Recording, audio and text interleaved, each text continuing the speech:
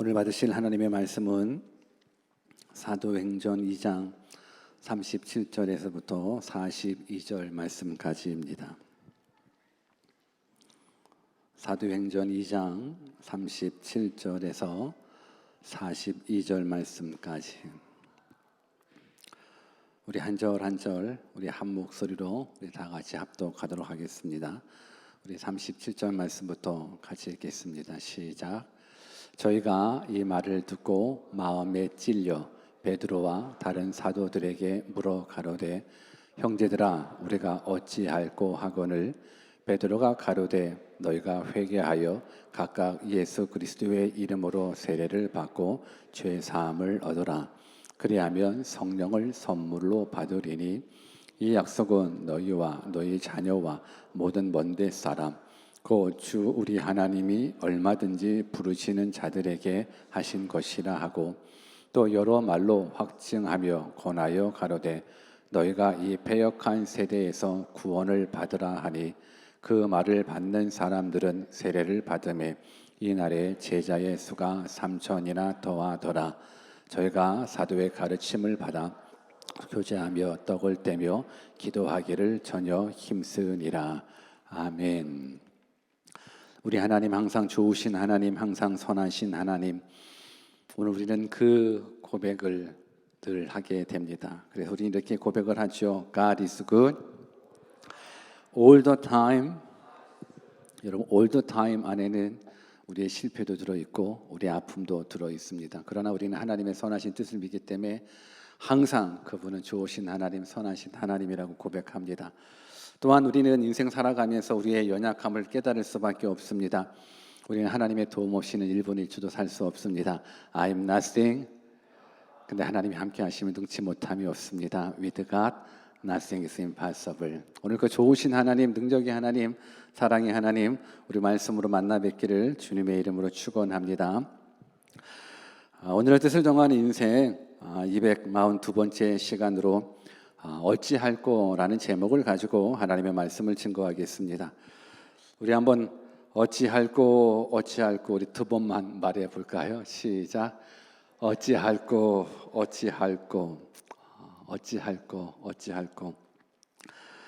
코로나로 인하여 사람들이 죽어가는데 어찌할꼬. 코로나로 인하여 사업들이 문을 닫게 생겼는데 어찌할꼬. 취업의 문이 막히고 또 영주권의 문이 막히니 어찌할꼬. 우리 집이 너무너무 어렵게 되었으니 어찌할꼬. 사랑하는 사람들이 병들어 죽게 되었으니 어찌할꼬. 여러분이 어찌할꼬라는 말은 인생을 살다가 절망이 나를 덮을 때 하는 비명 소리와 같은 말일 것 같습니다.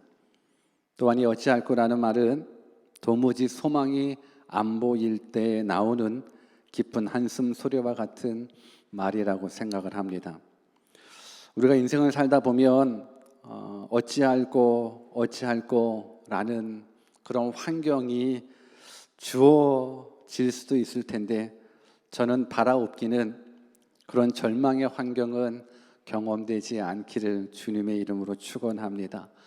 인생 살면서 어찌할꼬 그런 깊은 슬픔과 좌절의 상황이 경험되지 않기를 주님의 이름으로 축원합니다. 그런데 오늘 본문의 말씀을 통해서는 우리 모두가 어찌할꼬를 고백했으면 좋겠습니다. 왜냐하면 인생을 살다가 절망적인 문제, 인생을 살다가 좌절된 문제에 만나서 어찌할꼬 이 어찌할꼬는 없었으면 좋겠지만 오늘 본문 가운데 등장하는 이 어찌할꼬는 우리가 있었으면 좋겠습니다. 왜 그런가 하면 오늘 본문에 등장하는 이 어찌할꼬는 우리 인생에, 우리 신앙에 너무너무 중요한 고백이 될 수 있기 때문입니다. 그래서 어찌 보면 어찌할꼬가 없어서 어찌할꼬가 오늘 이 시대의 문제가 될 수도 있을 것 같습니다. 오늘 저는 여러분들이 오늘 본문 말씀을 통해서 여러분들 삶 가운데에 최소한 어찌할꼬의 고백은 시작되었으면 좋겠습니다. 아픈 상황, 절망의 상황 말고 오늘 본문 속에 나와 있는 이 어찌할꼬의 고백이 우리 삶 가운데 고백되기를 다시 한번 주님의 이름으로 축원합니다. 오늘 본문의 배경은 이렇습니다. 예수님이 부활 승천하신 후 제자들이 마가 다락방에 모여서 열심히 하나님 앞에 간절히 기도하기 시작했습니다. 우리 사도행전 2장 1절 같이 한번 읽어보겠습니다. 같이 읽습니다. 시작. 오순절 날이 이미 이름에 저희가 다 같이 한 곳에 모였더니, 모여서 뭐 했습니까? 기도했습니다. 간절히 성령이 임하도록 기도했습니다. 그런데 성령이 임하셨습니다. 성령이 불같이 임하셨습니다. 그러면서 어떤 성령의 역사가 일어났냐면 모여 기도하는 사람들 입술 가운데 방언이 터지기 시작했습니다. 여기서 말하는 방언은 하나님만 알아들리는 하늘의 언어라기보다는 외국 사람들도 알 수 있는 외국어 방언 같은 그런 기도였었습니다. 오늘 120명이 모여 하나님 앞에 기도했었을 때 성령이 불같이 임하고 저들이 막 기도함으로 말미암아서 방언이 터졌는데 이 방언이 외국 사람들도 다 들을 수 있는 그런 방언이었습니다. 우리 사도행전 2장 6절에서 8절도 같이 한번 읽어보겠습니다. 시작. 이 소리가 나매 큰 무리가 모여 각각 자기의 방언으로 제자들의 말하는 것을 듣고 소동하여 다 놀라 기히 여겨 이르되 보라, 이 말하는 사람들이 다 갈릴리 사람이 아니냐? 우리 각 사람의 난 곳 방언으로 듣게 되는 것이 어찌 미뇨? 지금 사실 이 외국 땅에서 공부하는 우리들에게 있어서는 이 외국어 방언이 있으면 얼마나 좋겠습니까? 그 방언이 지금 터진 겁니다. 그러므로 말미암아서 사람들이 예수 그리스도의 십자가의 복음을 듣기 시작하는 겁니다. 그리고 이 엄청난 사건이 크게 소문이 나기 시작했고 유대인들은 몰려들기 시작합니다. 그런데 이 성령의 역사를 인정하지 않고 지금 저들은 술 취해서 저런 모습이 나타난다라고 조롱을 하기 시작합니다. 이러한 때에 베드로가 조롱하는 유대인들과 또 예루살렘에 사는 무리들 앞에 설교를 하기 시작합니다. 설교의 내용은 이렇습니다. 지금 여러분들이 보신 성령의 역사는 우연이 아닙니다. 이건 요엘 선지자를 통해서 예언된 성령께서 강림하신 겁니다. 하나님께서 약속하신 성령이 우리에게 임하셨습니다. 그러면서 계속적으로 예수 그리스도의 십자가의 복음을 증거하기 시작합니다. 여러분들이 십자가에 못 박은 그 예수 그리스도, 그분은 살아나셨습니다. 여러분들이 십자가에 매달려 죽이신 그 예수님, 하나님께서 다시금 살려내셨습니다. 그러면서 그 예수님이 우리의 주 되심과 우리의 구원자 되주심을 확실하게 증거하기 시작합니다. 그 하나님의 역사가 선포될 때, 그 하나님의 역사가 증거될 때에 그 소식을, 그 복음을 들었었던 그 사람들, 주변 사람들의 반응이 오늘 본문의 반응입니다. 우리 37절을 한 번 더 같이 읽어보겠습니다. 같이 읽습니다. 시작. 저희가 이 말을 듣고 마음에 찔려 베드로와 다른 사도들에게 물어 가로되 형제들아 우리가 어찌할꼬 하거늘. 예수 그리스도의 십자가의 복음을 듣습니다. 너희가 죽인 예수 그리스도 하나님이 살렸다고, 그가 부활하셨다고, 그분이 우리의 주인 되주신다고, 그분이 우리들의 하나님이시라고, 그분이 우리의 구원자라고 복음을 증거하기 시작합니다. 그때 이 말씀을 듣고 이 복음을 듣는 사람들의 반응이 뭐냐면 저희가 이 말을 듣고 마음에 찔렸다라고 이야기를 합니다. 여기서 찔렸다라는 표현은 원어적으로 보면 때리다라는 표현, 격하게 찔려 광통시키다라는 뜻을 가지고 있답니다. 그냥 살짝 찔린 것이 아니라 그냥 꽉 박혀서 몸에 관통해버린 듯한 그런 고통을 말하는 겁니다. 여러분, 하나님의 말씀이 선포될 때에 우리에게는 찔림이 있어야 됩니다. 이것이 극히 당연한 반응입니다. 왜요? 하나님의 말씀은 살아있기 때문에 그렇습니다. 하나님의 말씀은 운동력이 있기 때문에 그렇습니다. 우리 히브리서 4장 12절 말씀을 같이 한번 읽겠습니다. 같이 읽습니다. 시작. 하나님의 말씀은 살았고 운동력이 있어 좌우의 날선 어떤 검보다도 예리하여 혼과 영과 빛 관절과 골수를 찔러 쪼개기까지 하며 또 마음의 생각과 뜻을 감찰하나니 하나님의 말씀은 능력이 있습니다.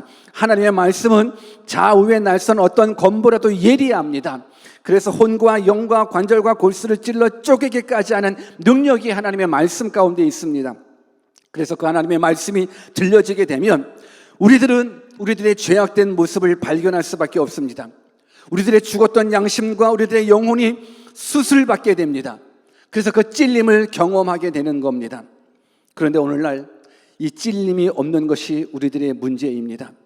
하나님의 말씀을 들었음에도 불구하고 내 죄악으로 말미암아서 감각이 무뎌지다 보니까는 하나님의 살아있는 말씀, 십자가의 복음이 좌우의 날선 검보다도 더 예리한 하나님의 말씀이 내 영을, 내 심령을 찔러 쪼개기까지 하는데도 불구하고 우리들의 마음이, 우리들의 심령이 죄악으로 너무나 둔해져 있다 보니 감각을 잃어버렸습니다.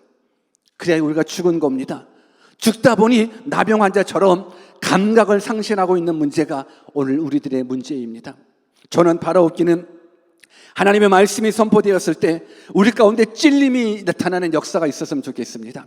우리 한번 옆에 계신 분들 그냥 콕콕 한번 찔러봐봐요. 시작. 콕콕 한번 찔러보십시오. 여러분들 이 찔림은 그냥 장난으로 찔리는 거죠. 하나님의 말씀은요 완전히 간통해버립니다. 좌우의 날선 그 어떤 것보다도 예리하기 때문에 그 하나님의 말씀이 우리 심령에 들어오게 되면 오늘 우리들의 삶 가운데는 반응이 나타날 수밖에 없습니다. 저는 먼저는 찔림의 역사가 있었으면 좋겠습니다. 그런데 참 신기하게도 하나님의 말씀을 듣고 찔리긴 찔립니다. 내가 죄인이구나, 내가 그렇게 흉악한 죄인이구나, 내가 지옥 갈 죄인이구나, 찔림은 있습니다.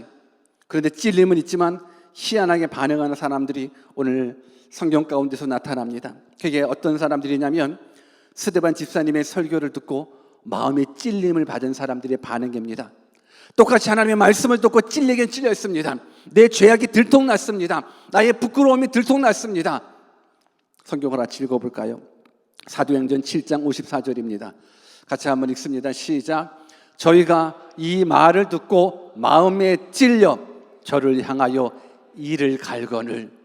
하나님의 말씀은 살아있거든요. 운동력이 있거든요. 그리하여 하나님의 말씀이 스데반의 입술을 통하여서 선포되었습니다. 그래서 찔렸습니다. 찔리면 회개해야지요. 찔리면 하나님께 돌아와야 되는데 그 말씀을 듣고 마음에 찔려 저를 향하여 막 이를 갈고 스데반을 성전 밖에 내치고 돌로 쳐 죽였습니다. 찔렸는데 말씀을 듣고 찔린 것까지는 좋았는데 그 찔림이 자신의 죄악된 모습들을 포장하고 싶어서 결국은 스데반을 순교자로 몰아가 돌로 쳐 죽이게 됩니다. 반면 오늘 베드로의 설교를 듣고 그 말씀에 찔림을 당한 사람들은 어떻게 반응했습니까? 우리 37절을 또 한번 같이 읽어볼까요? 같이 한번 읽습니다. 시작. 저희가 이 말을 듣고 마음에 찔려 베드로와 다른 사도들에게 물어 가로되 형제들아 우리가 어찌할꼬 하거늘. 이 반응입니다. 이 반응입니다. 저들은 하나님의 말씀을 듣고 어찌할꼬, 우리가 하나님의 아들을 죽였으니 어찌할꼬, 우리가 하나님의 뜻과 반대되는 삶을 살았으니 어찌할꼬, 우리가 사망에 묶여 있으니 어찌할꼬, 우리가 우리의 죄로 말미암아 지옥 가게 되었으니 어찌할꼬 고백하게 됩니다. 저는 부탁합니다. 저는 소망합니다. 오늘 이 시간 2000년 전에 이 백성들이 하나님의 말씀을 듣고 복음을 듣고 반응했었던 이 어찌할꼬의 이 고백이 오늘 이 순간 우리 가운데서도 동일하게 나타났으면 좋겠습니다. 그런데 이 고백이 우리 가운데 나타나지가 않아요. 이것이 문제입니다. 하나님의 말씀을 듣고 죄에 대한 말씀을 듣고 심판에 대한 말씀을 듣고 탄식하며 애통하며 자복하면서 어찌할꼬 이 고백이 나와야 되는데 오늘 우리들은 하나님의 말씀을 듣고도 죄에 대한 말씀을 듣고도 심판에 대한 말씀을 듣고도 무덤덤한 이 모습, 이것이 얼마나 우리들을 슬프게 하는지 모릅니다. 죄가 얼마나 끔찍한지 말해주고 있는데 죽음 이후에 또 다른 심판이 기다리고 있다는 하나님의 말씀이 선포되었음에도 불구하고 우리들은 감각이 없다 보니 어찌할꼬가 나오지가 않습니다. 그래서 어찌할꼬입니다. 어찌할 거가 나와야 되는데 어찌할 거가 안 나와서 어찌할 거입니다. 저는 이 어찌할 거의 고백이 우리 가운데 회복되기를 다시 한번 주님의 이름으로 축원합니다. 우리가 얼마나 완악한지 깨달으셔야 됩니다. 예리하고 권세 있는 하나님의 말씀이 전해졌을 때 나에게서는 찔림이 돼야 됩니다. 너무너무 찔려서 어찌할꼬 이 고백이 우리 입술 가운데 심령 가운데 터져 나와야 됩니다. 그런데 이 고백이 없습니다. 그래서 참 어찌할꼬입니다. 오늘 저는 여러분들이 우리 상황 가운데 어찌할꼬의 절망적인 상황, 그런 상황 안 마주쳤으면 좋겠습니다. 그러나 최소한은 하나님의 말씀을 듣고 어찌할꼬의 모습이 있기를 다시 한번 주님의 이름으로 부탁을 드립니다. 오늘 어찌할꼬의 고백을 듣고 베드로는 그 해결점을 말씀해 주고 있습니다. 어떤 해결점입니까? 오늘 성경에서 그 해결점을 세 가지로 얘기해 주고 있는데 그것이 본문 38절에 나오고 있습니다. 내가 어찌할꼬 말씀을 듣고 어찌할꼬를 한다면 그 이후에 하나님은 이렇게 말씀합니다. 우리 같이 한번 읽습니다. 38절 시작. 베드로가 가로되 너희가 회개하여 각각 예수 그리스도의 이름으로 세례를 받고 죄 사함을 얻으라. 그리하면 성령을 선물로 받으리니. 여러분, 어찌할꼬의 고백을 하는 자들에게 성경은 세 가지를 말씀해 주고 있는데 그 첫 번째가 바로 회개입니다. 베드로가 가로되 너희가 회개하여. 오늘 우리 한번 옆에 계신 분들한테 우리 진심으로 회개합시다라고 한번 인사해 볼까요? 시작. 여러분, 회개가 나타나면 역사가 나타납니다. 회개가 나타나면 내 삶 가운데 진정한 회개만 하더라도 우리들의 인생은, 우리들의 삶은 바꿔질 수밖에 없습니다. 오늘 어찌할꼬의 고백 속에 베드로는 너희가 회개하라고 회개를 요청하고 있습니다. 여러분, 회개란 자신의 죄를 고백하는 겁니다. 자신의 불신앙의 죄에서 돌이키는 모습이 바로 회개입니다. 지금까지 내가 윤리적으로 도덕적으로 지은 죄는 물론이거니와 창조주 하나님을 부인하고 창조의 목적대로 살지 못했었던 그 불신앙의 죄의 모습들을 깨닫는 겁니다. 이것이 죄라는 사실을 인정하는 겁니다. 우리 요한일서 1장 9절 말씀을 같이 읽어보겠습니다. 같이 읽습니다. 시작. 만일 우리가 우리의 죄를 자백하면 저는 미쁘시고 의로우사 우리의 죄를 사하시며 모든 불의에서 우리를 깨끗게 하실 것이요. 우리가 우리의 죄를 자백하면, 여러분, 회개의 첫 번째 출발이 뭔지 아십니까? 내가 범한 죄를 그것이 죄라고 인정하는 겁니다. 내가 죄를 범했는데 많은 사람들은 그 죄가 죄인지 알지 못한 채 일상으로 살아가고 있는데 내가 범한 죄를 죄라고 고백하는 것, 이것이 바로 회개의 첫 출발인 겁니다. 내 죄를 자백하면 하나님께서는 우리의 죄를 용서해 주신다고 말씀해 주고 있습니다.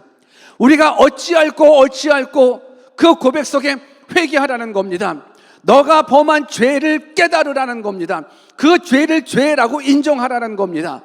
그 죄를 인정했었을 때 하나님께서는 여러분들의 삶 가운데 놀랍게 죄에서 용서함 받아 자유함 얻을 수 있는 은혜를 베풀어 주시게 됩니다. 여러분, 예수님을 십자가에 못 박았던 저들이 우리가 어찌할꼬 자신의 잘못을 인정한 것처럼 오늘 우리 삶 가운데 죄로 말미암아 예수 그리스도가 십자가에 돌아가셨거든요. 오늘 그 사실을 믿는다면 우리의 삶 속에서도 어찌할꼬 나의 죄를 깨닫기를 주님의 이름으로 축원합니다. 그런데 많은 사람들이 착각하고 있는 것 중에 하나가 회개와 후회를 구분짓지 못하는 경우들이 참 많이 있습니다. 여러분, 우리는 죄에 대해서 깨닫기는 합니다. 그래서 이것이 죄구나라고 후회까지는 하게 됩니다. 그런데 하나님께서 말씀하시는 회개하라는 것은 후회로 끝나지 말라라는 겁니다. 후회로 끝나면 아무 소용이 없습니다. 후회로 끝나는 사람이 성경에 나오고 있는데 우리 마태복음 27장 3절에서부터 5절 말씀을 같이 읽어볼까요? 같이 한번 읽습니다. 시작. 때에 예수를 판 유다가 그의 정죄됨을 보고 스스로 뉘우쳐 그 은 30을 대제사장들과 장로들에게 도로 갖다 주며 가로되 내가 무죄한 피를 팔고 죄를 범하였도다 하니 저희가 가로되 그것이 우리에게 무슨 상관이 있느냐, 내가 당하라 하거늘 유다가 은을 성수에 던져놓고 물러가서 스스로 목매어 죽은지라. 여러분, 가룟 유다는 회개했을까요? 후회했을까요? 가룟 유다는 후회했습니다. 내가 예수님을 십자가에 못 박도록 예수님을 팔아버렸다니 자신의 죄를 깨닫게 됩니다. 그래서 은 30을 다시금 갖다 주게 됩니다. 근데 정말로 안타까운 건 자신의 죄를 깨달았다 그러면 후회함으로 끝나지 않고 회개하여 하나님께로 돌아와야 되는데 그는 하나님께로 돌아오지는 않았습니다. 그 증거가 그 후회함 때문에, 그 죄책감 때문에 스스로 목매어 자살을 하게 됩니다. 여러분, 하나님께서 우리들을 향한 하나님의 뜻은 죄로 말미암아 죄책감에서 멸망받는 것, 이거 원치 않습니다. 하나님은 우리가 영원한 생명 누리기를 원하십니다. 하나님은 여러분들이 영원한 참 평안 누리기를 원하십니다. 회개하면 하나님께서 용서해 주십니다. 죄악으로 말미암아서 멸망받을 수밖에 없는 니느웨 백성들 보십시오. 니느웨 백성들의 멸망을 알려주기 위해서 요나 선지자를 파송했거든요. 근데 이 요나 선지자도 예전에 요나에 대한 부분들 설교를 들어서 아시겠지만 그렇게 정성껏 진심 어린 마음을 가지고 복음을 증거하는 것도 아닙니다. 회개하지 않으면 멸망한다라고 그냥 대충. 근데 하나님의 말씀은 능력이 있거든요. 그 하나님의 말씀을 듣고 왕부터 시작해서 모든 백성들, 심지어는 짐승들까지 금식하며 회개했더니 멸망이 약속받은 그 니느웨 백성들을 하나님께서 구원해 주셨습니다. 여러분, 하나님은 그 누구도 멸망하는 거 원치 않습니다. 하나님은 그 누구도 지옥 가는 거 원치 않습니다. 오늘 저는 여러분들이 하나님의 사랑을 깨달았으면 좋겠습니다. 아멘입니까? 하나님 앞에 회개하면, 하나님 앞에 내 잘못을 깨닫고 돌아오기만 한다 그러면 하나님은 용서해 주십니다. 오늘 우리 삶 가운데 먼저는 어찌할꼬 나의 죄가 드러났으면 좋겠습니다. 그러고 나서 회개했으면 좋겠습니다. 그 회개는 하나님께로 돌아오는 것까지가 회개라면 오늘 이 시간 하나님 앞에 돌아오십시오. 이제 여러분들의 삶 가운데 끔찍한 죄라는 것 다 내려놓고 하나님께로 돌아와 하나님이 주시는 영원한 생명 누리십시오. 하나님께서 허락해 주시는 자유함 누리시기를 주님의 이름으로 축원합니다. 두 번째로 이 어찌할꼬 고백하는 자들에게 베드로는 무엇을 얘기해 주고 있냐면 너희가 침례를 받고 죄 사함을 받으라 얘기해 주고 있습니다. 세례가 무엇입니까? 세례는 침례를 말하죠. 여러분, 침례가 무엇입니까? 침례는 물속에 들어갔다가 나오게 되는 거죠. 예수 그리스도의 십자가의 죽으심과 더불어 죄로 말미암아 나도 죽고 그리고 예수 그리스도가 다시금 살아나는 것처럼 예수 그리스도로 말미암아서 내가 다시금 살아난다라는 건 죽으심과 부활에 동참하는 믿음의 고백이 바로 침례 세례인 겁니다. 예수님을 믿어 그리스도와 하나가 되었다라는 걸 교회 앞에 공개적으로 고백하는 믿음의 고백이 바로 침례인 겁니다. 오늘 너희가 회개하여 세례받고 제사함 받으라라고 이야기해주고 있습니다. 그런데 침례와 제사함은 같은 맥락으로 볼 수밖에 없습니다. 많은 사람들은 침례를 받아야지 구원받을 수 있고 세례를 받아야 구원을 받을 수 있다라고 그러지 않습니다. 그렇게 얘기하지만 여러분, 우리가 세례를 받는 것, 침례를 받는 건 구원함 받기 위해서 침례 받는 것이 아니라 죄사함 받은 사람이, 구원받은 사람이 내가 예수 그리스도로 말미암아 구원받았습니다, 죄는 죽고 예수 그리스도로 말미암아 다시 살아났습니다라는 것, 믿음의 고백이 바로 침례이기 때문에 침례를 받는다라는 건 죄사함을 받았다라는 겁니다. 어떻게 죄사함 받습니까? 예수 그리스도 안에 있기 때문에 죄사함 받는 겁니다. 우리 골로새서 1장 14절 말씀을 같이 한번 읽겠습니다. 같이 읽습니다. 시작. 그 아들 안에서 우리가 구속 곧 죄사함을 얻었도다. 죄사함을 얻을 수 있는 유일한 길은 그 아들 안에 있어야 되는 겁니다. 예수 그리스도 안에 있어야 죄사함 얻는 겁니다.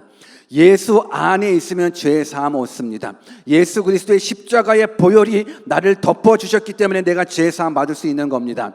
그리하여 어찌할꼬 내가 하나님의 아들을 죽였습니다. 어찌할꼬 내가 심판 앞에 있습니다. 어찌할꼬 그 고백하는 그들 앞에 너희가 회개하여 세례받고 죄사함 받으라라고 이야기하고 있습니다. 오늘 저는 이 세 가지의 모습이 우리들의 모습이 되기를 주님의 이름으로 축원합니다. 마음의 찔림을 가지고 어찌할 고의 고백이 나오기를 원합니다. 그리하여 회개하여 침례받고 제사함 받기를 주님의 이름으로 축원합니다.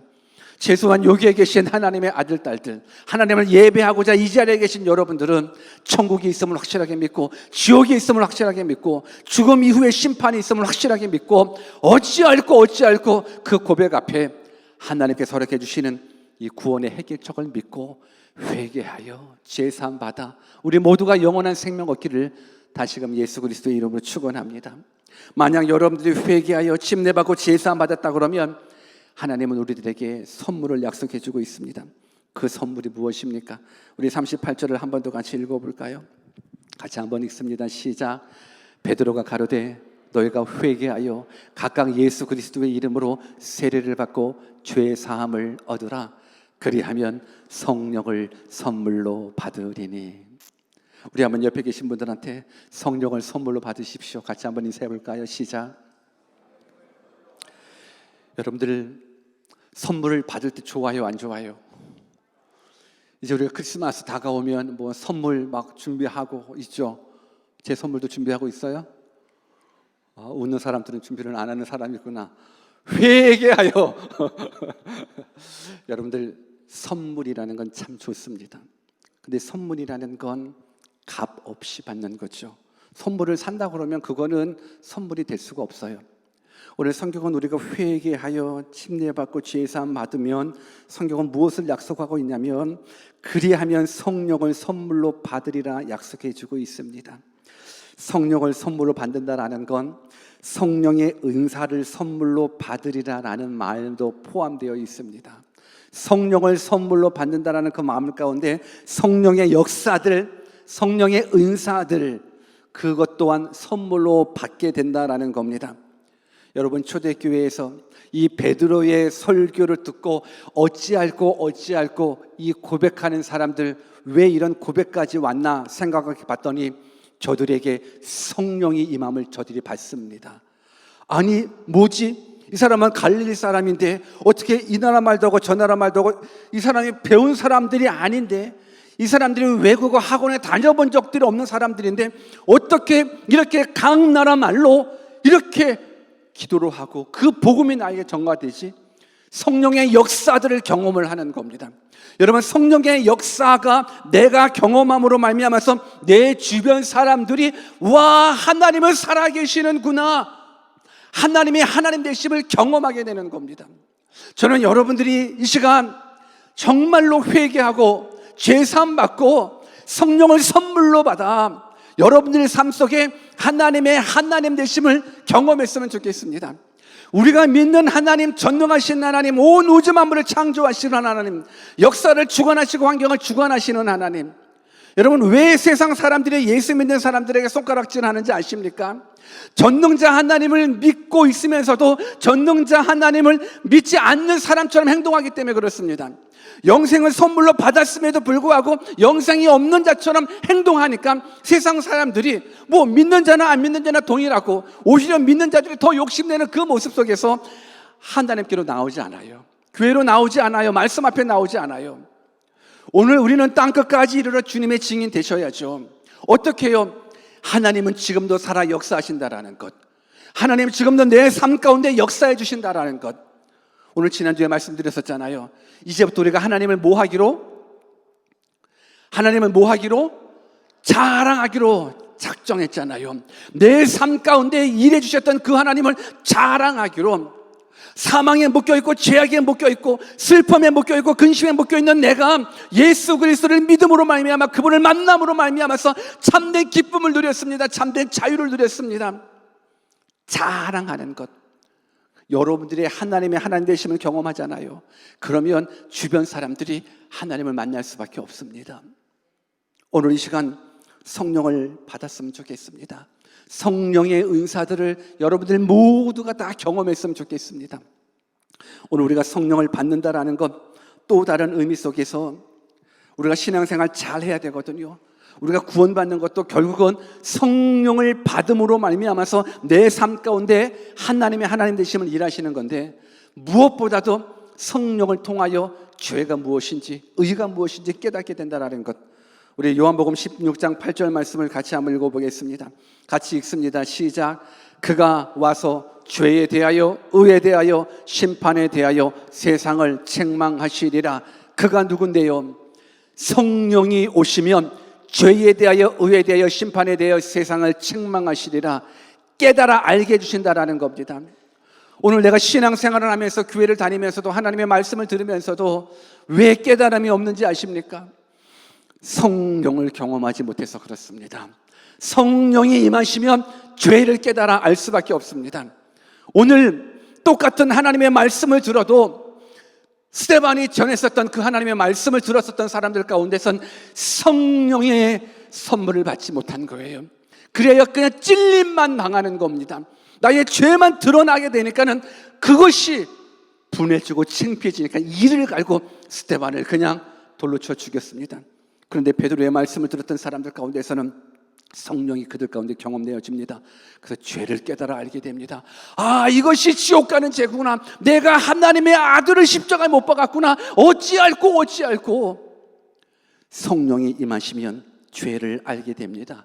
의가 무엇인지, 천국 가는 의가 무엇인지 깨달아집니다. 심판에 대해서 알게 되어서 우리의 삶 속에 어찌할꼬가 회복되어진다라는 것. 오늘 저는 여러분들이 그래서 늘 기도하면서 성령님 내게 임하여 주셔서 하나님의 말씀이 들려지게 해주십시오. 성령님 내게 임하셔서 죄가 무엇인지 의가 무엇인지 정말로 심판이 무엇인지 좀 깨달아 알게 해주십시오. 성령을 간구하면서 말씀 받으시기를, 성령을 간구하면서 말씀 읽으시기를 주님의 이름으로 부탁드립니다. 성령을 선물로 받게 되면 여러분들은 의지의 대상을 만나시게 됩니다. 오늘 성경엔 이렇게 약속해주고 있습니다. 요한복음 14장 16절에서 18절 같이 한번 읽습니다. 시작. 내가 아버지께 구하겠으니 그가 또 다른 보혜사를 너희에게 주사 영원토록 너희와 함께 있게 하시리니 저는 진리의 영이라 세상은 누구이 저를 받지 못하나니 이는 저를 보지도 못하고 알지도 못함이라. 그러나 너희는 저를 아나니 저는 너희와 함께 거하심이요 또 너희 속에 계시겠음이라. 내가 너희를 고아와 같이 버려두지 아니하고 너희에게로 오리라. 성령은 보혜사 하나님, 보혜사는 돕는 자입니다. 그 하나님이 여러분들의 인생을 도와주십니다. 그러면서 약속합니다. 고아와 같이 버려두지 아니하신다. 그분이 항상 함께해 주신다 약속해 주고 있습니다. 여러분들, 우리가 믿는 하나님, 우리는 아버지라고 이야기를 합니다. 아버지는 자녀를 책임져 주시죠. 오늘 여러분들의 삶 속에 아버지 되주시는 그 하나님이 여러분들의 삶을 책임져 주십니다. 함께해 주십니다. 동행해 주십니다. 오늘 지금 우리가 살아가고 있는 이 시대는 어찌할꼬가 나올 수밖에 없는 상황입니다. 예수님을 믿는 사람이나 예수님을 믿지 않는 사람이나 코로나 바이러스로 인하여 어찌할꼬. 뉴질랜드니까 이렇게 일상처럼 생활하지요. 한국도 큰일 났고 미국도 큰일 났고 유럽도 큰일 났고 진짜 어찌할꼬입니다. 여러분, 뉴질랜드도 사실 어찌할꼬일 수밖에 없습니다. 여러분들이 시티 이 킹스트리트 내려가 보시면 아시지 않습니까? 가게들이 다 문을 닫습니다. 이제 오피스들이 다 문을 닫습니다. 은행의 브랜치들이 지금 몇십 개 다 문을 닫습니다. 여러분, 모든 게 문을 닫는다라는 건 뭘 의미합니까? 경제적으로 여러분들의 부모님이, 경제적으로 여러분들이 너무너무 어려워질 수 있다라는 겁니다. 그 상황이야말로 어찌할꼬입니다. 근데 그 어찌할꼬의 그 상황 속에 있을지라도 여러분들이 하나님 안에 있으면 하나님은 여러분들을 고아와 같이 버려두지 아니하신다 약속해주고 있으니 하나님 안에 거하십시오. 우리가 믿는 하나님이 역사를 주관하시잖아요. 환경을 주관하시잖아요. 사람의 마음 주관하시잖아요. 여러분, 성경을 읽다 보면은 하나님이 하셨다. 마음을 변화시키는 것도 하나님이 하셨다. 환경 변화시키는 거 하나님이 하셨다. 사건 다 하나님이 하셨다. 뭐를 깨닫습니까? 역사는 하나님 손에 있다라는 겁니다. 여러분, 역사 말 그대로 영어는 히스토리잖아요. 왜 역사가 히스토리인데요? 히스토리예요. 그분의 이야기가 역사예요. 하나님의 이야기가 역사예요. 역사의 주인공이신 그 하나님 안에 있으면 여러분들의 삶 하나님이 책임져 주십니다.